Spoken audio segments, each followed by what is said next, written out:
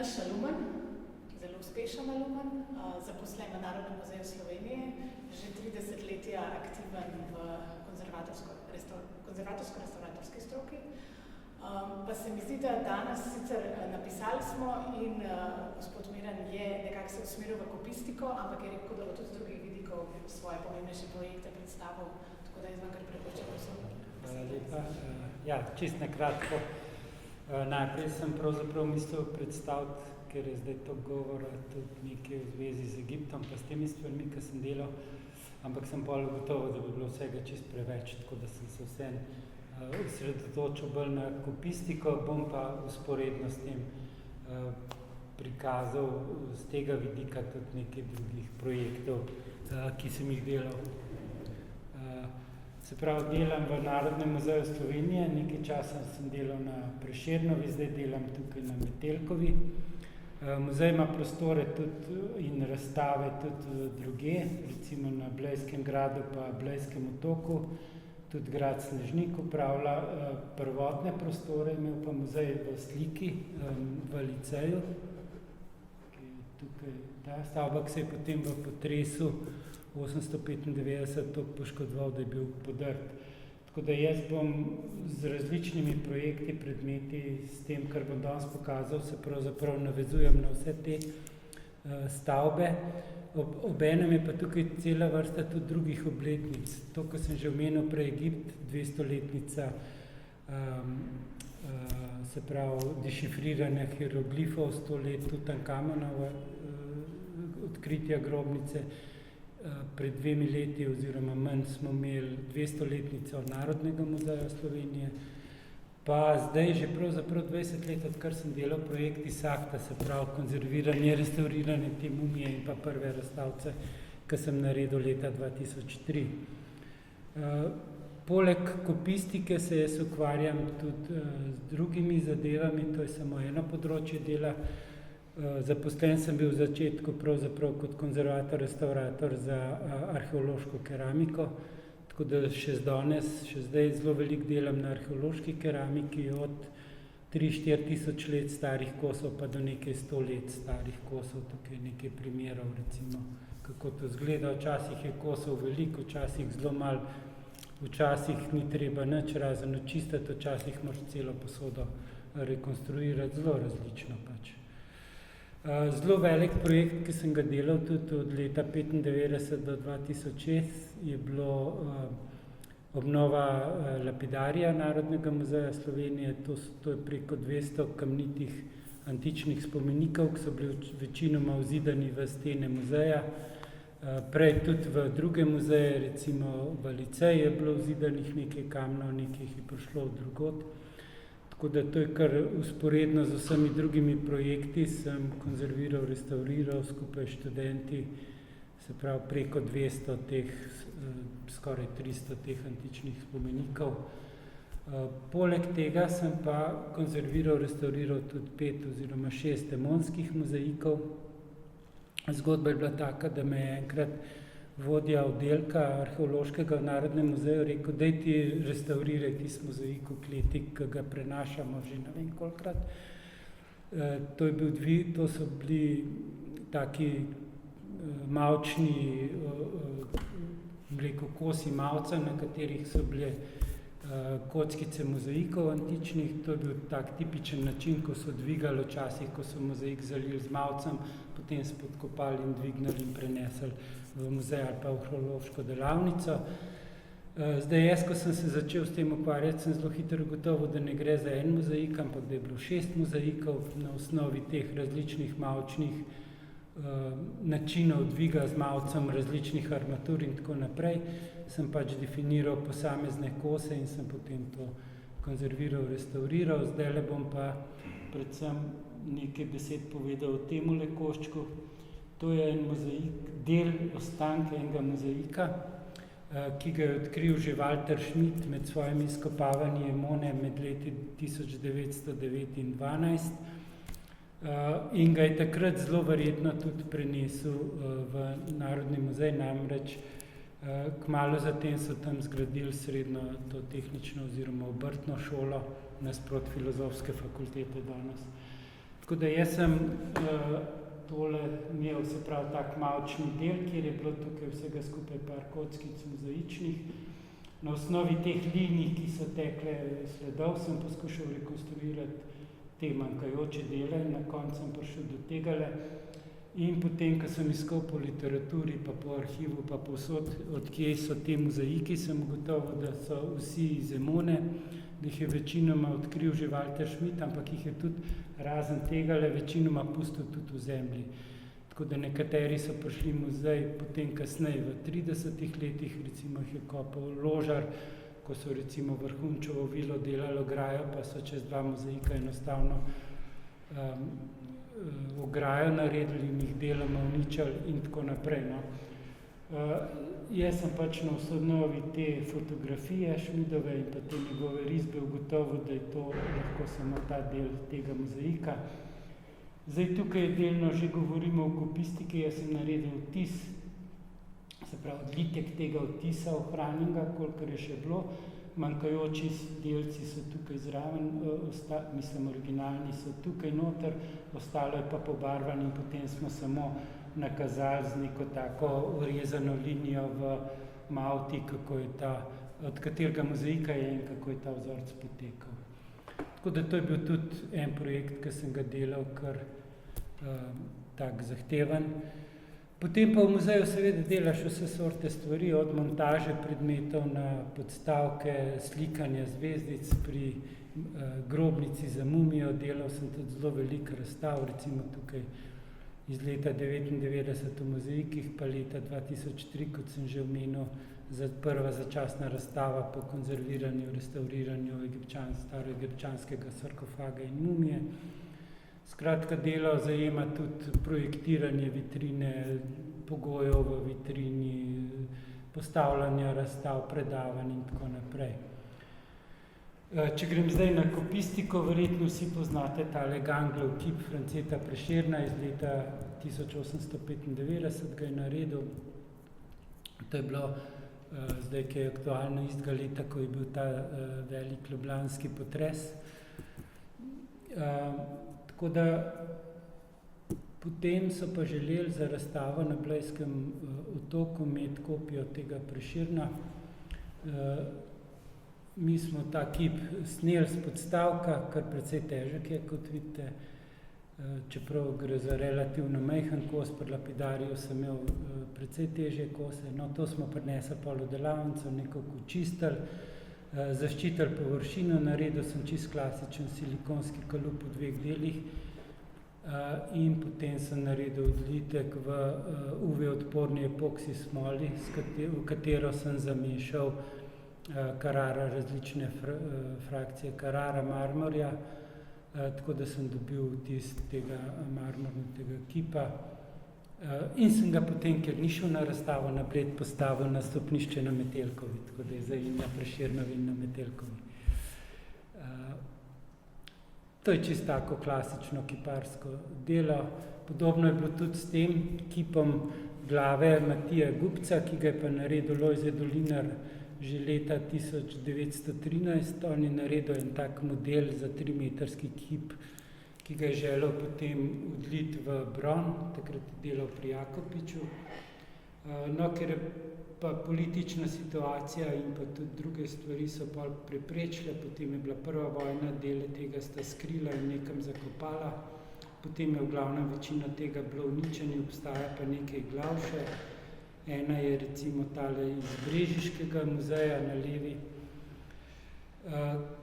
ki je patinirana na glino iz mavca odlitek. Jaz sem potem za razstavo Podobe Balkana, kjer so pred leti že predstavljali določene stvari in je bila ta glava v igri. Za to razstavo sem pač naredil potem odlitek te glave. Sem pa spatiniral na bron, kot je bilo prvotno mišljeno, da bi spomenik izgledal tukaj na sredini, pa pač spet kalup iz silikon kavčuka. Material je isti kot za kamen, se pravi epoksi smola, samo z drugimi polnili, pa drugače površinsko obdelana. Še en mogočnik iz kranjske dežele, Ivan Kacjanar, njegov nagrobnik je zidan v cerkvi v Gornji Gradom. On je bil en velik borec proti Turkom, pa glavar, kranjski deželni glavar in tako naprej. Za razstavo Vitez, dama, zmaj so želeli imeti kopijo, ker je v krasni viteški upravi.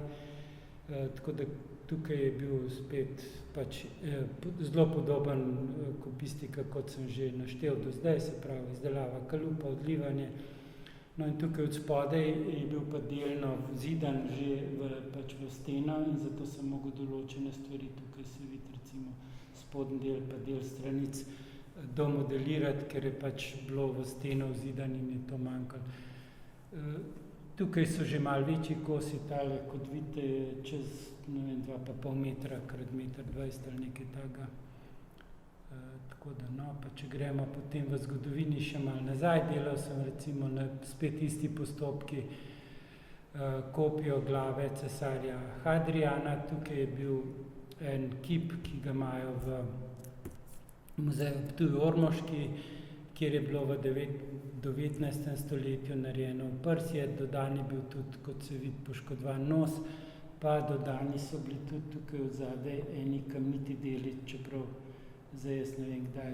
Za razstavo v našem muzeju so želeli, da izdelam samo, se pravi originalno, samo glavo, ne pa kasnejših dodatkov, tako da jaz sem potem tudi tukaj ta spodnji del dodelal, naredil sem pa samo tole je original, ostalo je pa moja kopija.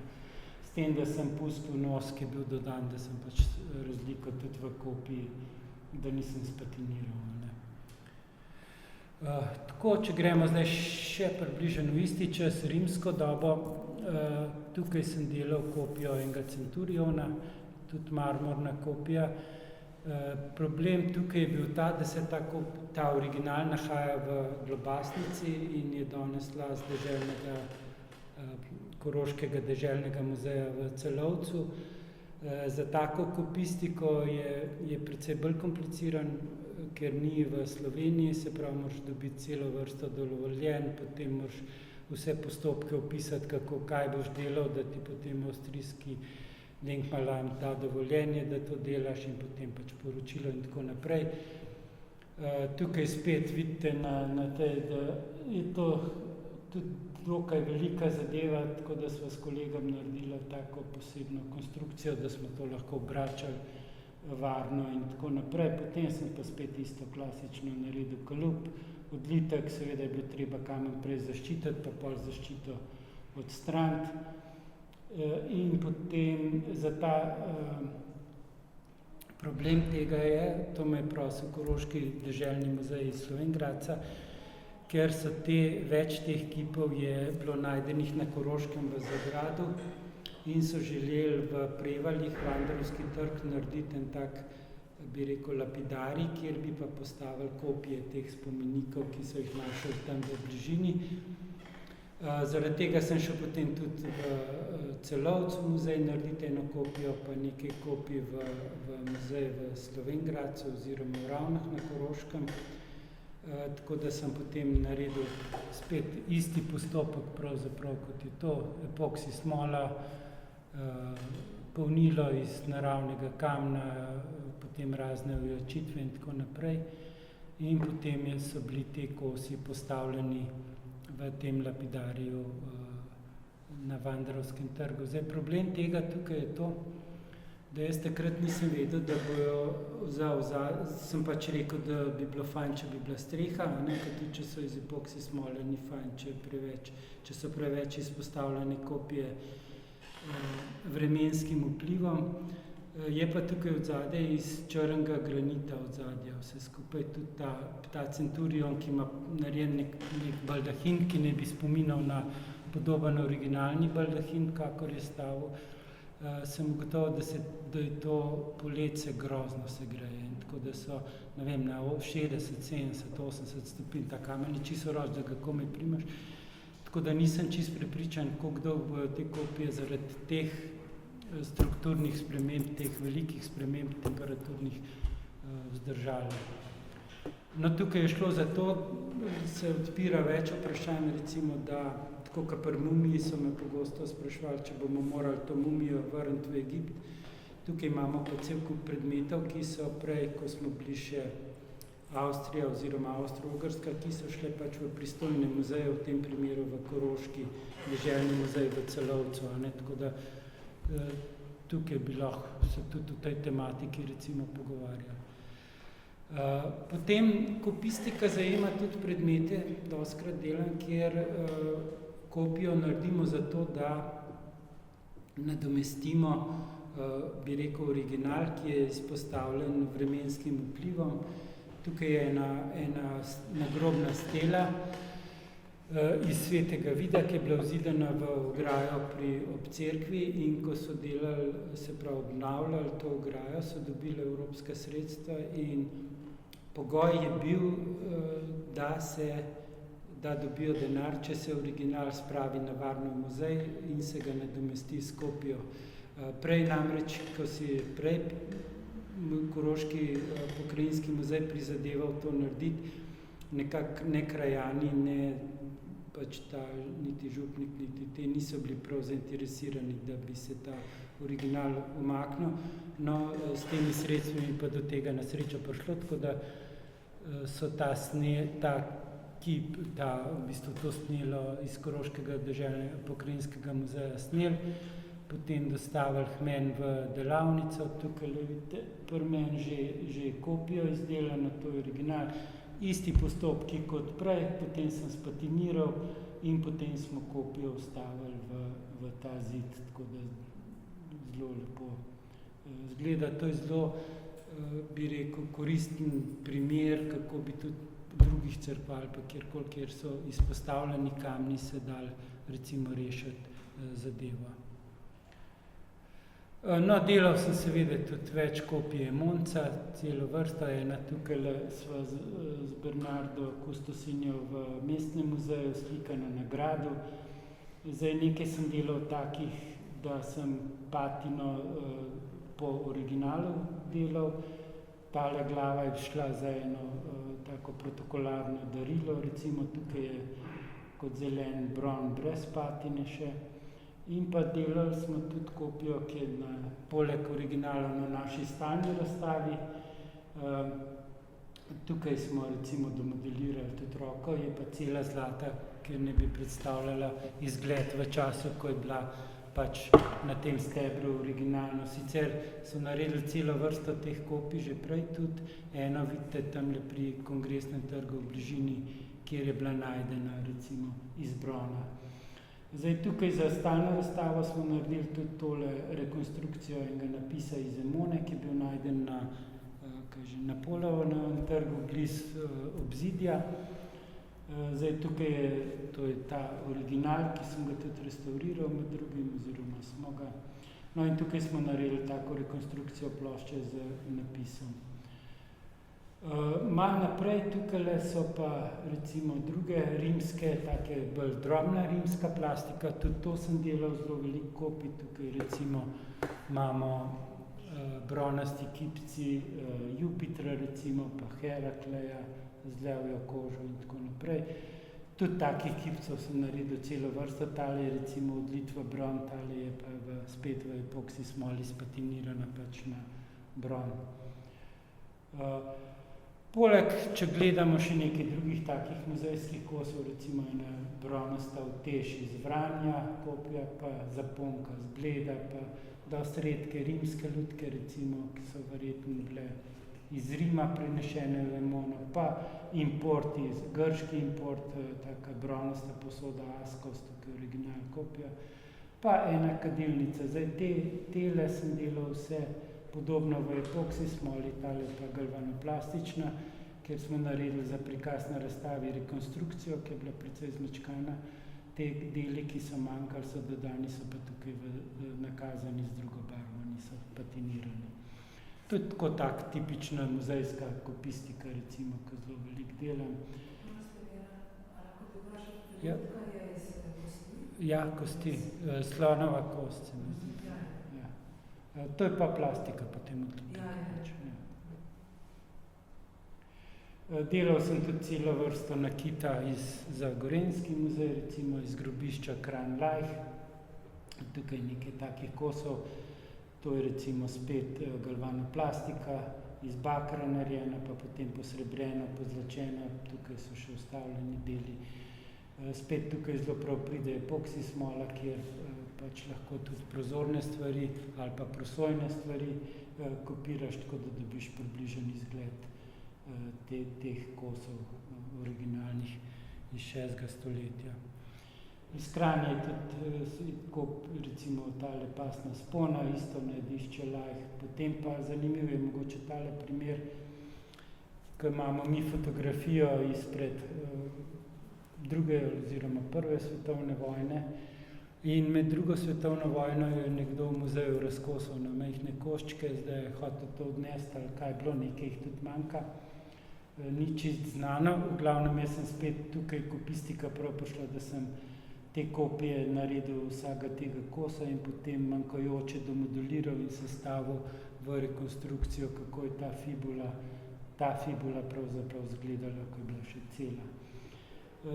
En podoben primer iz istega časa je tale fibula iz zidanega gabra, kjer je bila pa že v antiki takole zmečkana, bi rekel, verjetno kot nekdo si spravil kot dragocen material, kot srebro, da bo kaj priliv ali karkoli. No. In potem sem pač jaz naredil kalupe teh delov, ki so bili noter. Ta del, zdaj se pa res ne spomnim več, a smo vzeli ven ali sem ga pa zmodeliral. Potem sem poiskal tudi eno rekonstrukcijo zelo podobne fibule iz Porenja in potem tukaj pa je drug primer, ker tukaj sem recimo domodeliral in rekonstruiral. Tukaj sem pa samo z takim pleksi podstavkom za razstavo nakazal, kako je ta cela fibula izgledala. Te stvari sem pa odlil in pa potem poravnal. To je en tak primer, recimo uporabe muzejske kopistike lahko. No, delal sem tudi celo vrsto čelad. Tukaj imamo eno iz antike, tik pred začetkom našega štetja. Teli bronasti deli so original ohranjeni. Tale kalota je bila narejena že ne vem točno kdaj kot rekonstrukcija. Ko sem jaz to, pač jaz naredil eno kopijo za ne vem katero razstavo, tako kot je bila stanje. Eno smo pa naredili kot rekonstrukcijo, kakor je čelada zelo verjetno izgledala, ko je bila v uporabu, se pravi bronasti deli, podobni kot taki spoliran bron, kot zlato in tole. Ta kalota je bila zelo verjetno železna, noter smo dodali še recimo usnjene dele, tako da je res izgledalo tako, kot je bila za časa uporabe. Je pa tukaj seveda postopki čist drugačni, se pravi galvanoplastika, tukaj ne gre za neko, bi rekel, rekonstruiranje metod ali pa tega dela, ampak samo videza. No, tole je še en tak primer, zdaj za tiste, ki niso arheologi ali se nas poznate, mogoče niti ne veste, kaj bi to bilo. Gre spet za en rebrasti tip šlema. To smo imeli na eni razstavi, smo želeli rekonstrukcijo teh elementov, pa spet narediti rekonstrukcijo take čelade.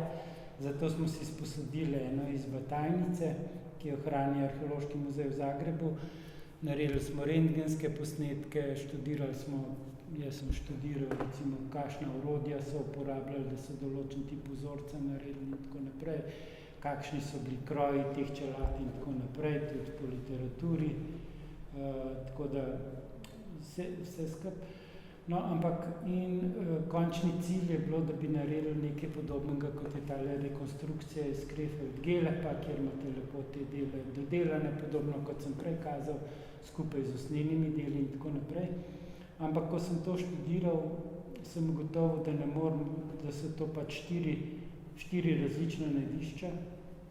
Za te dva nisem bil niti prepričan, ali sta del šlema, ali so mogoče kakšni drugi predmeti, ali so nogice, ali so ne kaj. Tudi nisem bil siguren, ali je imel ta recimo del čelnega traku, ali je imel ta čelada imela 4 ali 6 reber, tale je imela glede na obliko zelo verjetno 6, tako da na koncu smo se odločili, da bomo to kopijo ne bomo naredili kot tako, bi rekel, verno rekonstrukcijo, ampak v pleksi steklu, kjer bomo prikazali se pravi zgradbo, način izdelave teh šlemov in kot nekakšen podstavek za odlitka teh dveh se pravi odlomkov. In jaz sem potem naredil tak mavčni kalupe, sem si naredil, sem iz pleksi plošč sem skrivil ta odžagal in skrivil te posamezne dele. Naredil sem si posebne statve, da sem verižno pletenino pletel iz nažagane pleksi cevke. Tukaj so elementi pred sestavljanjem in pa potem, bi rekel, podstavek za te fragmente, kjer smo lahko razlagali, kako so bili zgrajeni te šlemi, kako so jih izdelovali in kam te odlomki, ki jih vidiš v vitrini, ki je nekomu mogoče, ki se na to ne spozna, nič ne pomenijo, tukaj si pa lahko predstavljal, kako je to izgledalo. No, potem za razstavo, tukaj je spet drug primer, spet nekoliko starejša, 8.-7. stoletje pred našim štetjem.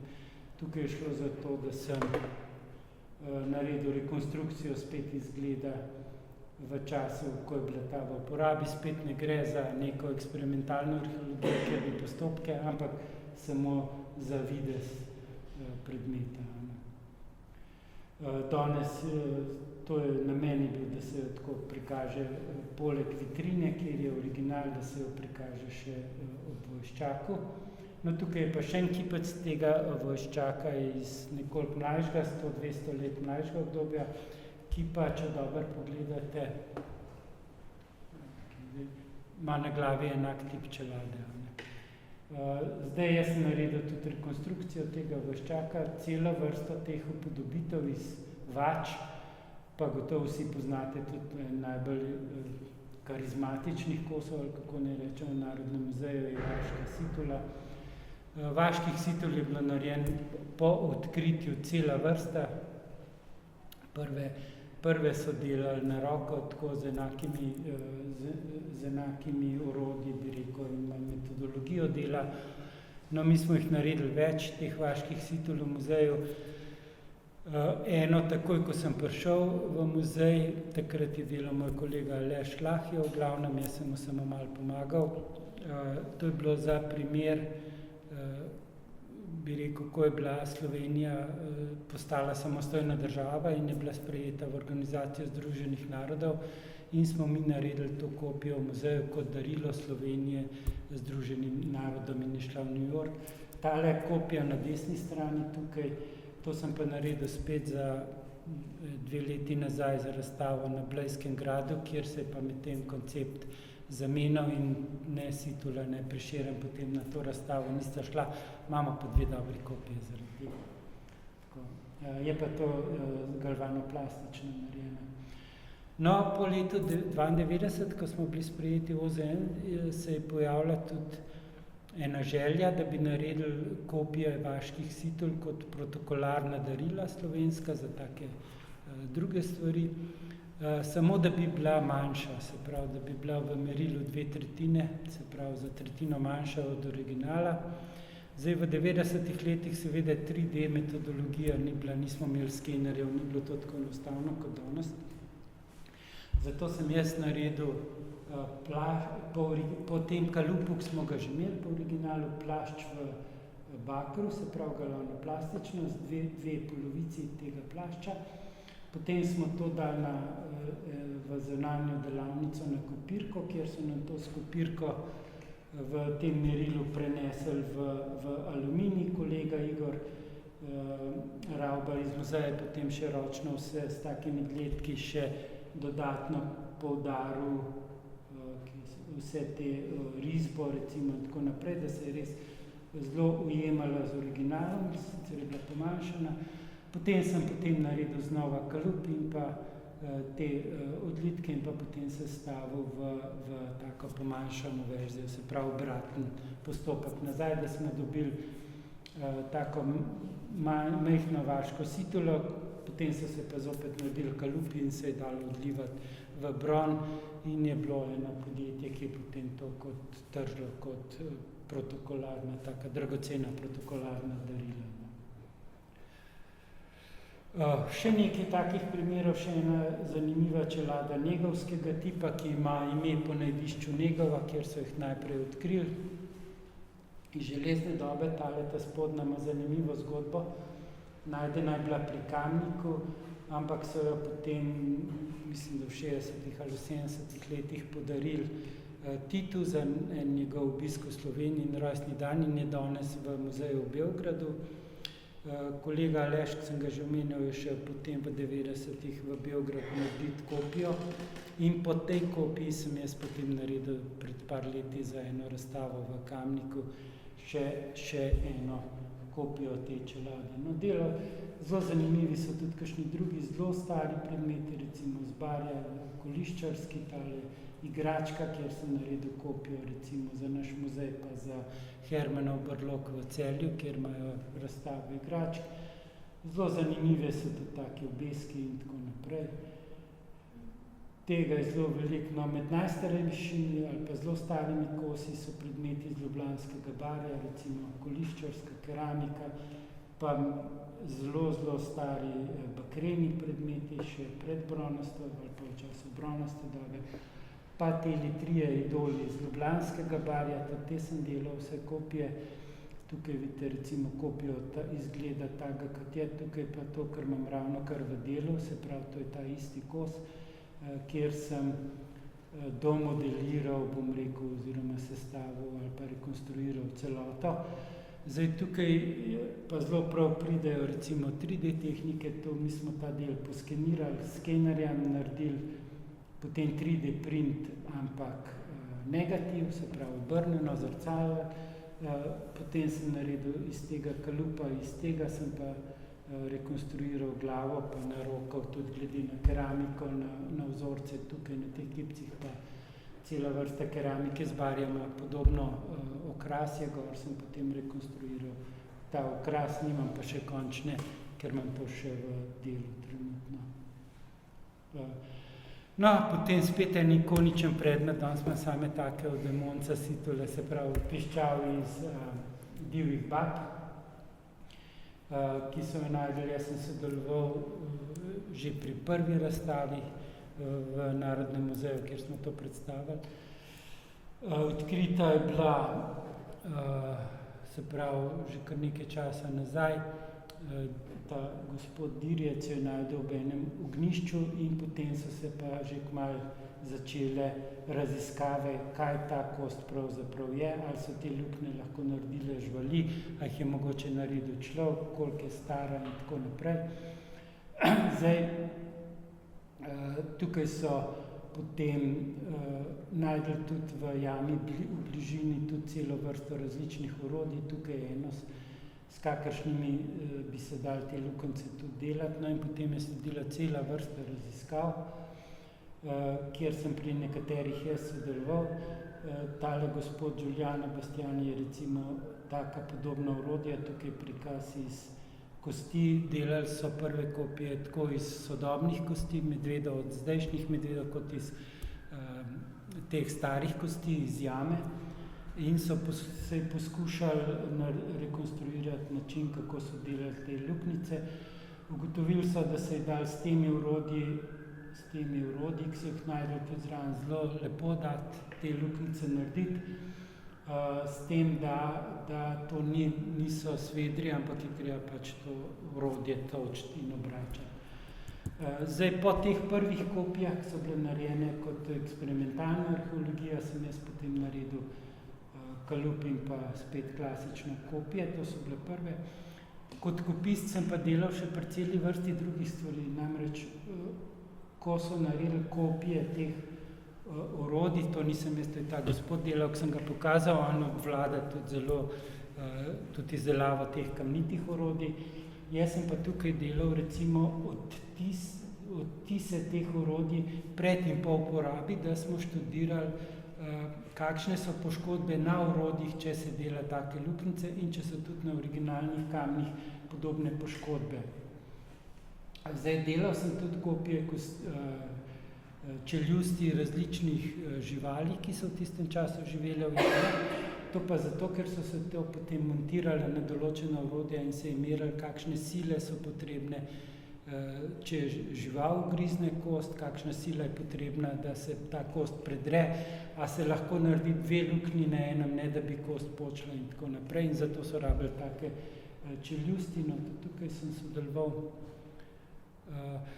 No in pa potem smo pa delali tudi kopijo na drug način, se pravi, tukaj smo že dolga leta nazaj, ko smo študirali nastanek teh lukenj. Namreč, to moram mogoče še povedati, pri tej piščali je kar nekaj dvomov, nekateri dvomijo, da je to delo človeških rok, ampak da to sploh ni piščal in tako naprej.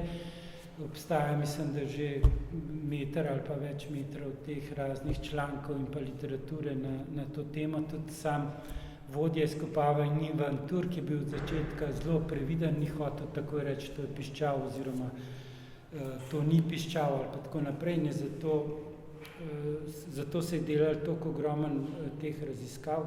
Danes mislim, da je to nedvomno piščal. Je bilo pa veliko raziskav pa tega narejene. Med prvimi smo delali tudi recimo CT na kliničnem centru, ki je bil pa CT tak normalen, bom rekel, za ljudi, ni bil za to drobno gradivo, ni bil zelo natančen. Zato smo kasneje so delali še v Trstu, samo okrog lukenjsta mikro-CT, potem smo pa pred nekaj leti, kar že nekaj zdaj, na Zavodu za gradbeništvo naredili nov mikro-CT cele piščali. Če primerjate tega pa tega, vidite, da je ta neprimerno bolj natančen. Prednost tega je pa, da se da narediti zelo lep 3D model, ki se ga potem da stiskati. No, za jamo, za razstavo sem tudi to del kopistike pravzaprav.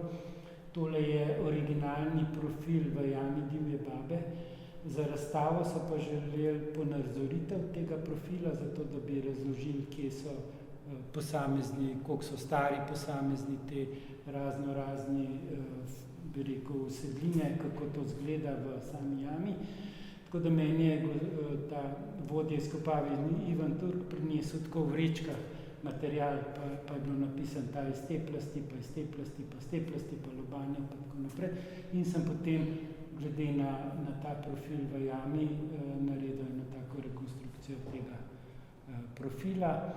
No, po tem modelu iz mikro-CT-ja smo pa naredili tudi najbolj verno kopijo potem same piščali s pomočjo 3D printa, tako da pa smo naredili iz različnih materialov, tale je recimo iz prahu in pa potem lepljen prah. Tak. Naredili smo tudi barvne printe, ki so se pa izkazali v bistvu za neprimerne, zato ker se barve ni dali rekonstruirati in smo potem na roko pobarvali te odlitke, da so, recimo delali smo enega za muzej v Krapini, kjer je razstava neandertalca, tako da smo se približali originalnemu izgledu te kopije. No, z Ljubenom Dinkarovskim, ki je pa pravzaprav odkril, kako je ta inštrument funkcioniral, smo pa potem po eni od njegovih piščali tudi poskenirali 3D model in potem sestavili, bom rekel, originalni del, se pravi, ta tukaj vidite recimo originalni del, in pa makajoče dele z njegove rekonstrukcije. No, Ljuben je naredil to celo vrsto piščali iz lesa in podobnih materialov. Imajo sicer nekoliko različen zven, ampak na vse tudi na to kopijo se da zelo dobro igrati. Ljuben je žal umrl, kmalu v bistvu je umrl isti dan, ko smo to rekonstrukcijo prišla iz tiskarne, nažalost. Tako da danes Boštjan Gombač precej v bistvu obvlada igranje na to piščal, ni tako lahko. Tudi hčerka Katinka igra in tako da nekaj jih je. Tako še Ljuben. Jaz sem poskušal, pa moram reči, da mi ne gre prav dobro. No, poleg, recimo, če gremo, ta piščal je stara okoli 60,000 let, jaz sem delal recimo kopije tudi veliko starejšega orodja, 100,000 let ali pa več starih stvari. Še največ sem pa delal različnih novcev, tukaj so recimo kopije keltskega denarja iz 2. stoletja pred našim štetjem, se pravi pred Rimljani. pa kopije, ne vem, rimskih novcev, pa srednjeveških zakladna najdba iz Kranja, pa Marijo Terezijo, pa Franc Jožefa, Bonevca masa, razne medaljone in tako naprej. Tega je bilo nešteto, samo kot primer. To je čist podoben primer, samo da gre za medaljo. To je prva medalja Rudolfa Cvetka, prvega Slovenca, ki je osvojil olimpijsko medaljo, in sicer v sabljanju leta 1912. Naredil sem tudi celo vrsto drugih njegovih priznanj in medalj. Tukaj recimo je mogoče zanimivo tole je originalna velikost in potem sem pa brez 3D tehnologije, ampak samo z silikonsko gumo. Ena vrsta je taka, da se jo da raztopiti oziroma razmehčati v bencinu ali pa white spiritu in potem nabrekne in se poveča. In tako dobiš, recimo, sem to postopek dvakrat ponovil, da sem iz take dobil tako in tako, z vsemi detajli. Zdaj to smo delali za eno razstavo, kjer smo imeli tudi, včasih delamo kopije tudi za slepe pa sladovidne, tako da lahko tipajo, in tukaj smo naredili namenoma, ker ta medalja je zelo majhna, eno tako lepo, iz take medalje toliko veliko povečavo, tako da se da lažje recimo delati, primerjati. No, Cvet, jaz sem, kot sem že prej omenil, zelo veliko delam tudi razstave, oblikovanje razstav in tako naprej. Mislim, da sem 4 razstave v Cvetku tudi jaz oblikoval različne. Potem sem delal medalje tudi od Leona Štukla, če ostanemo pri olimpijadah eno. Tukaj sem medalje delal pa v tem primeru, ker so svojci oziroma sorodniki to podarili Dolenjskemu muzeju in je potem Dolenjski muzej dal narediti kopije za te, ki so to podarili. Istočasno smo pa lahko še za nas naredili, tako da sem 2 kompleta teh medalj olimpijskih naredil od Štukla tudi. Delal sem zelo veliko medalj od Mira Cerarja, tukaj vidite en tak asortiment, tudi spet olimpijske medalje, do zadnjih od Janje Garnbret in Gole Kotnik, se pravi od prve do zadnje, pravzaprav Slovence. Vmes sem delal še od Gregorke, pa še nekaj drugih, tako da tega je bilo res veliko. No, če smo zdaj pri bolj takih zakladih, to je bil spet en izjemno zanimiv projekt. Leta 2003 so pri avtocestah našli eno zakladno najdbo novcev v takem loncu, še intaktno, lastnik jo je zakopal, pa očitno se mu je nekaj hujšega zgodilo, ker nikoli ni prišel, da bi jo odkopal, je ostala v zemlji. In ko so jo dvignili, so se naredile določene raziskave z rentgenom, potem smo naredili še CT raziskavo, spet na kliničnem centru, pa nevtronsko radiografijo in tako naprej. No in vse te raziskave so odkrile, da je noter cela vrsta, se pravi denarja, takih mošnjičkov, cela vrsta nakita in nevtronska je pokazala tudi, da so organski materiali. Zdaj lahko bi bili to usnje ali pa tkanina, ki bi bila okrog teh mošnjičkov.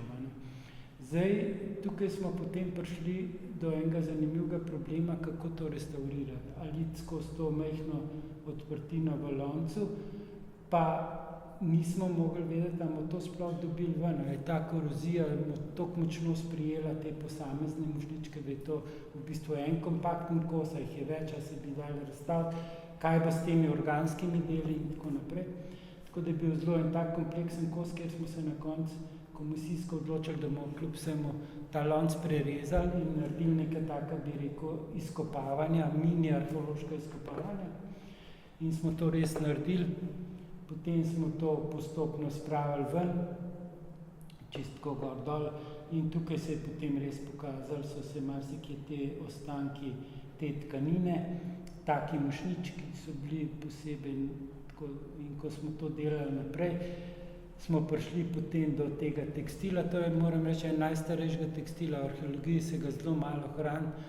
Dobro, z naše mumije je še precej starejši, ampak je bil v Egiptu, v suhih, v grobu ali pa kje se pa tekstil ali pa organski materiali zelo, zelo slabo ohranja, če niso recimo v vodi ali pa zelo stabilnih, tako da to je bila ena kar dosti pomembna zadeva. Kot kopistika smo pa tukaj naredili nekaj drugega, namreč pred konzerviranjem, restauriranjem teh novcev smo naredili odtise teh nošničkov. To je bilo potem šlo v posamezne kose in pa v pač obdelavo. Tako da je to kopija kot dokument stanja, ki smo ga kasneje seveda uničili in ga danes ni več. No in na končno to smo potem zalepili, retuširali, nikjer se ne vidi, da smo lonec prerezali, nismo kakšne grozne škode naredili, to je pa vse restaurirano in konzervirano. No, potem imamo spet nekaj zanimivega, 2 zlata našivka z Bleda, gre za najstarejši nakit zlat v Sloveniji. To je ena taka depojska najdba. Tukaj je bil velik problem. Je bila želja, da se naredi kopija na Bled, za razstavo na gradu oziroma na otoku tudi. In pa zdaj, kako to kopijo narediti. To je izjemno tenka pločevina zlata, dosti poškodovana. Mi jo hranimo med dvemi steklenimi ploščami, čim to dvigneš, se vse nekaj začne zvijati gor dol. In tukaj je bil zdaj kar problem, kako narediti to kopijo. Mi smo se potem odločili za poskus, to je v takem delu zdaj na razstavi, tako je pač originali. Delali smo z skenerjem za svetlobo, kjer je bil pač problem tudi ta steklo, pod steklom, ki odvija vse to in to bilo kar komplicirano. Ampak nam je nekako vseeno uspelo, da smo dobili dober 3D model teh ploščic. Potem smo zdaj pa 3D print pa ne omogoča, oziroma je problem dobiti zlato površino. Tudi če ti iz plastike odliješ, moraš to pozlatiti, se nekako ta plast spet pozna.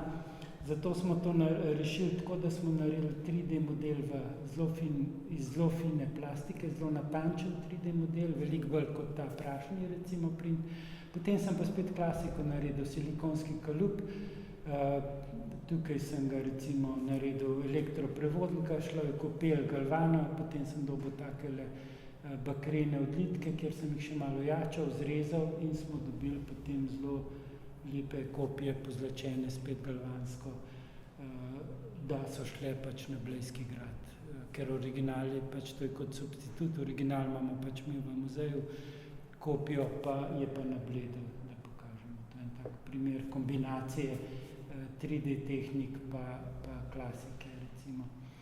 No, en zelo zanimiv projekt še, mislim, da moram iti kar hitro že naprej, ker imam še tega, je bil en vojščak iz Bleda, kjer nas je delal, mislim, da je v ekipi bilo 13 ljudi, vsak je delal en del od glave, modeliranja glave, tekstila, šivanja.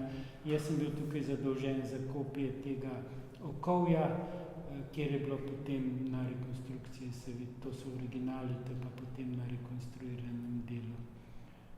Gremo naprej. Zelo zanimiv projekt je bil potem oklep, ki je bil najden, 2 oklepa sta bila najdena v Kranju na Tomšičevi ulici.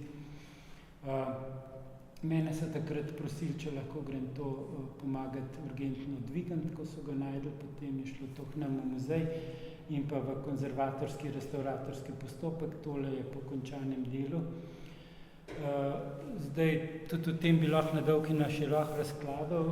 Taki oklepi so zelo pogosti, tale je bi recimo iz 6. stoletja, tudi ta rekonstrukcija iz tega časa.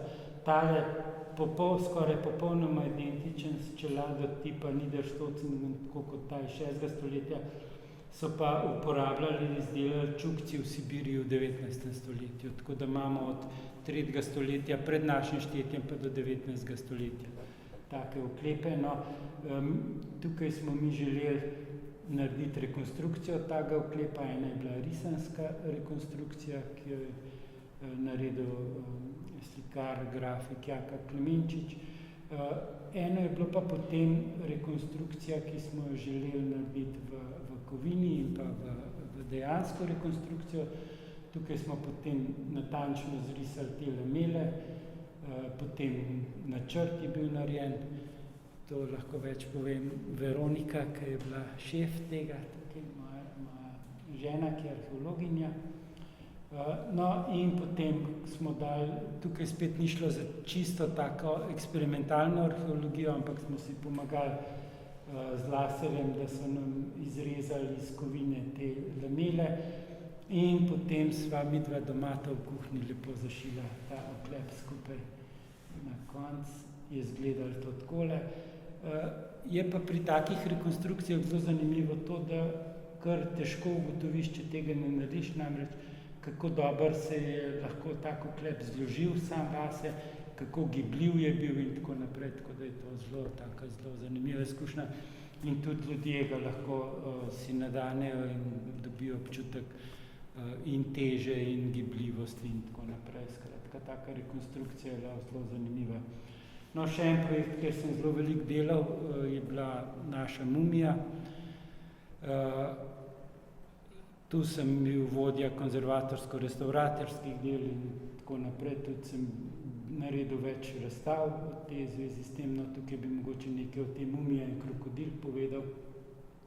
To smo delali leta 2014 na Metelkovi. In tudi zdajšnja komora pravzaprav je zelo podobna, kot je bila na tej razstavi. Vse skupaj pa pravzaprav temelji na enem delu, ki smo ga s kolegom Tomotom opravila že leta 2003-2004, ko smo naredili načrt za novo stalno razstavo, ki naj bi bila v Narodnem muzeju v novo pridobljenih dodatno podkletenih prostorih v muzeju. No, do realizacije tega ni prišlo, so bili vsi načrti, vse je bilo narejeno, ni prišlo, smo pa potem to začasno razstavo naredili leta 2014. No, poleg mumije same, kjer smo konzervirali predvsem ta leseni sarkofag, sem se jaz precej ukvarjal tudi z drobno grobno plastiko, se pravi z ošepti, kipci in tako naprej in sem to tudi večinoma očistil, nekatere sem malo trdil, zalepil in tako naprej. Tukaj, no, za to razstavo smo pa naredili tudi en tak pedagoški ali pa otroški kotiček, kjer smo razložili pisavo egipčansko iz lesenih, naredili smo tako magnetno tablo pa lesene magnetke, na kateri so bili vgravirani na eni strani hieroglifi, na drugi pa naši pomen kot črke, zlogi ali pa pomen teh hieroglifov. To je bilo tudi, in tukaj od spodaj smo pa naredili odlitke nekaterih teh kipcev, šeptev in tako naprej. To je bilo več namensko, tako za otroke, kot tudi za slepe, da so lahko tipali ali pa da so dobili recimo potem tudi v roke kopije takih, kaj se jim šeptijo, kipcev in tako naprej. In tudi otroci smo jim naredili kalupe, da so si potem lahko svoje ošeptijo. Ošeptije so bili namreč figurce, ki naj bi po smrti za umrlega upravljala taka težka dela. Tako da si je vsak lahko že za življenje naredil take pomočnike. Sem pa recimo na letu, ko sem to restauriral na ene kose, ki so pa močno razpadali, eni so bili čisto v prahu, eni malo in gor dol. No in takrat sem pa se začel malo bolj poglabljati v samo tehnologijo te egipčanske fajanse, kako so jo delali, sami Egipčani, naredil sem nekaj kalupov in tako naprej in začel poskušati. Tudi sam sem naredil celo vrsto testov, zato da bi razumel, zakaj prihaja do vseh teh poškodb, pa je to že v samem načinu izdelave, ali je mogoče so pogoji hranjenja ali karkoli drugega. No, v glavnem sem ugotovil, da so razlogi že v samem nastanku bili, ali da je bilo premalo žgano, ali da sestava ni bila čisto prava in tako naprej. No, ampak ko sem se s tem ukvarjal, sem naredil zelo veliko poskusov. Tukaj recimo vidite enega skarabeja. To je ena od 3 metod, s katero se da egipčansko fajanso narediti. To je en material, ki je podoben, ki ni ne keramika, ne steklo, bi rekel, bolj spominja na steklo, s tem, da dobiš, bom rekel, neke vrste keramično telo z glazuro v enem samem postopku, v enem žganju. Ne tako, kot recimo pri keramiki, kjer žgeš biskvit, pa potem po žganju dodatno naneseš glazuro, pa še enkrat žgeš, ampak se to že v samem procesu. En od načinov je tak, da se recimo na površini te mase, potem ko se ta masa suši, nabere taka sol in pred žganjem zgleda takole, v žganju podobno kot keramiko pa zgleda, pa potem dobiš to glazuro. No, jaz sem se malo, to mi je bilo zelo zanimivo, sem se igral s kalupi, sem jih že imel, recimo tegale sem tam pri novcih kazal, se ni izkazal za najboljši kalup za to. Probal sem pa tudi številne pigmente, pa te stvari, ki jih stari Egipčani niso poznali, čisto zato, ka me, bom rekel, firvac matral, kako to zgleda in kako se s to tehnologijo obnese.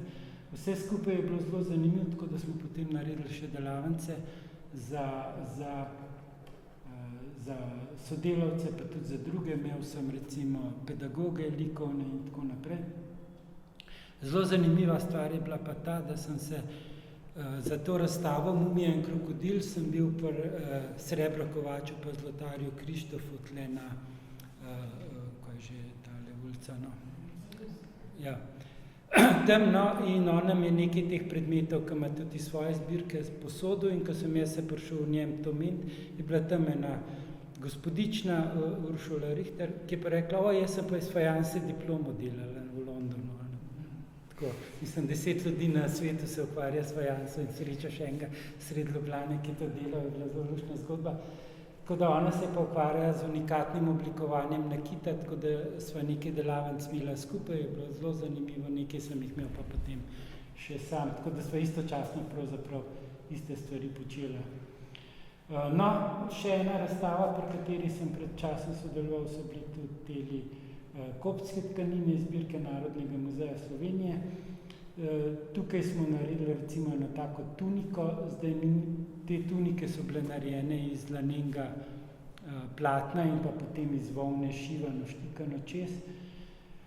Še en tak primer, mi smo take rekonstrukcijo želeli narediti, seveda nismo imeli ne denarja, ne časa, da bi to šivali, ampak smo to rešili na tak način, da smo na laneno platno našili, bi rekel, naprintan tekstil z naprintanim vzorcem. Jaz sem tukaj tole, recimo vidimo en originalni kos take tunike, del te tunike, in tukaj sem jaz potem računalniško dodelal manjkajoče dele, tako vidite tole, to smo dali potem naprintati in potem smo to našili, kolegice lahko povejo, ker so to šivale, tako da smo imeli za obiskovalce, žal je bil potem malo COVID, tako da smo vse to morali z razstave umakniti, ampak smo pa kar lušne stvari naredili.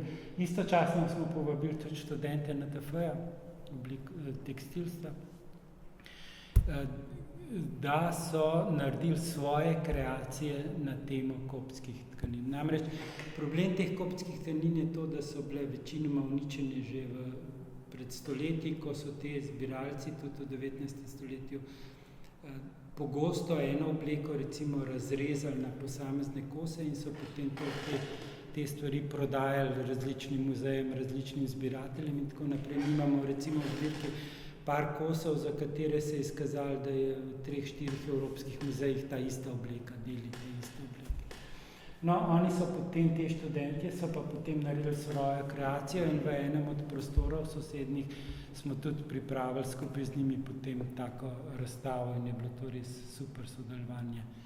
No, ena zadnjih stvari, ki sem delal, je bila pa razstava križanih iz 12. 13. stoletja, limoški tip, kjer sva s kolegico Irmo naredila, jaz sem naredil kopije teh, ona, ki je pa specialist za barve, sem pa dal raj njej narediti, ki je to veliko boljš naredila, kot bi jaz.